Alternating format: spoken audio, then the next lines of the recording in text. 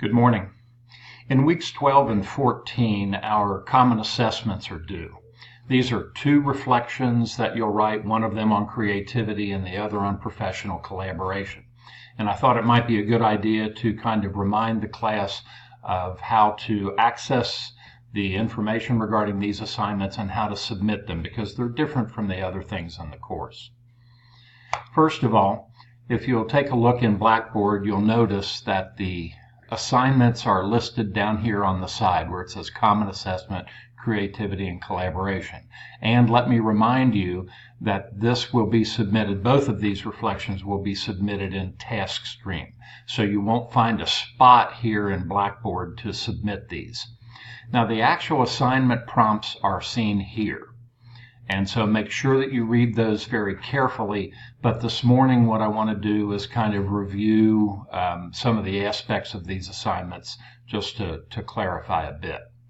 First of all, starting with creativity, you'll notice some notes both in the prompt and in this section of the little item I've added to Blackboard that talks about why creativity is important. And one of the biggest reasons is because we see a shift in the labor market away from manufacturing toward other more creative kinds of jobs in America. The projection is that America will be adding something on the order of 10 million creative sector jobs in the not too distant future. Therefore, as teachers, one of the things that we need to do is be able to look ahead and try to anticipate what kinds of educational skills people have in order to fit into this changing economy. There are some general characteristics that you need to be aware of related to creativity, because one of the things you're required to do in the assignment is identify it. Do you know creativity when you see it? So here are some general kinds of characteristics that you'll see notes on that identify creative individuals. Also, highly creative people tend to exhibit their creativity in certain kinds of behaviors. And so you'll see some of these listed here as well. And again, these notes are attached so that you can read them more at your leisure. Another thing is the question of, can you teach creativity, or do you just have people that are born with it? Well, I think like a lot of things, when you practice something, you get better at it. And so here are some ideas about how you might be able to promote creativity in your own future students, because one of the requirements of this assignment is that you not only identify an episode of creative teaching that you see and you describe that, but you also envision how you might be a more creative teacher yourself. So, for example, if you're into the idea of mindfulness and meditation as a way of generating creativity, there's a website called Headspace that has certain kinds of activities that you can engage in that might promote that. Similarly, if you like to listen to stories about design, there's a website called 99% Invisible. Or if you want to do something creative every day as a means of practicing creativity, try out the 100-Day Project. So these are some ideas to try to help shape your thinking as you observe creative teachers at Model. Now, the assignment itself is a 400-word reflection based on a classroom observation. So you have to identify what creativity is. You have to show that you know what creativity is, that you can identify how teachers promote creativity in their students, how you can envision how you will be promoting creativity in your future students. So what did the teachers do? How did that stimulate creativity? What was creative about the student products? Those are the kinds of things that you're going to be looking for. Now, creativity is not your only assignment. In week 14, we will also have professional collaboration. Same idea, it's going to be a 400-word reflection, but this time it is about collaborating. What we're finding is that professional organizations in the world today are increasingly complex. Technology has changed the sophistication of the work that we do. So a lot of times finding business type solutions requires a coordinated effort from a bunch of people.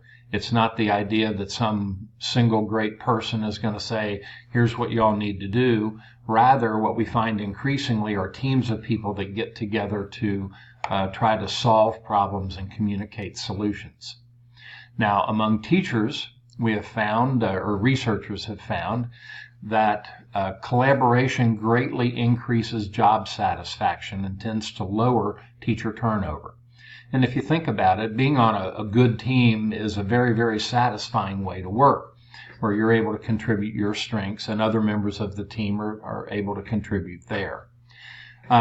Researchers have also found that teachers are happiest when they believe in their own efficacy, their own ability to make change, that they're involved in decision making, and they, have colleagues around them. They build strong professional relationships. So there are benefits to professional collaboration, and there can be challenges as well.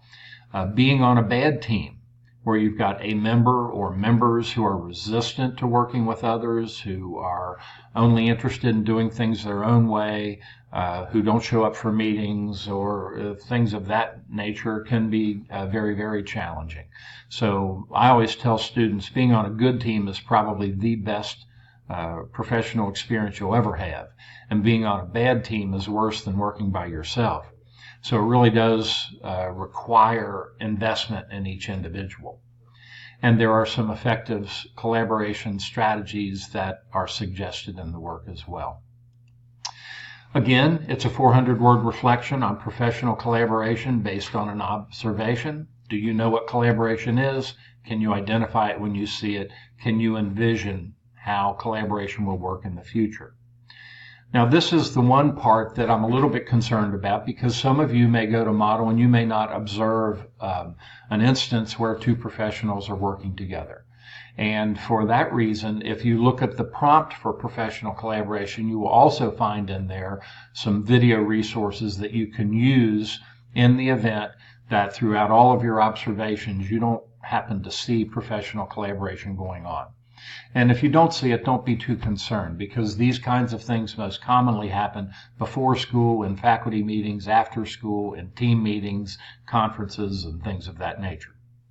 So if you need to use the video resources to respond to this, that's perfectly fine, and you'll find the links in the assignment.